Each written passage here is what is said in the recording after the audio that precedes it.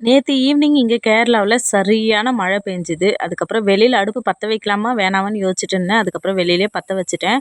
ஏன்னா 3 மணி நேரம் வேகுற அரிசி அட்லீஸ்ட் ஒரு 2 மணி நேரம் ஆகும் வெளியில வந்து அடுப்புல செய்யும்போது.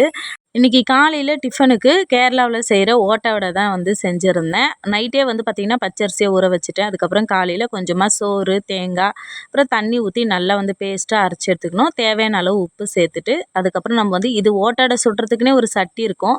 அது நல்லா ஹீட் ஆனதுக்கப்புறம் எண்ணெய் எதுவுமே தேய்க்காம நம்ம வந்து தோசை மாரி ஊத்தாம, அப்படியே ஒரு குழி கரண்டிய ஊத்தி எடுத்தோன்னா, மூடி போட்டு சூப்பரா வந்து ஓட்டடை வந்து ரெடி ஆயிடும். ஆப்பத்துக்கு மாவு அரைக்கிற மாதிரி தான். ஆனா, அதில வந்து பார்த்தீங்கன்னா, நம்ம சர்க்கரையும், அதுக்கப்புறம் ஈஸ்ட்டும் சேர்ப்போம். இது அதில 2மே கிடையாது.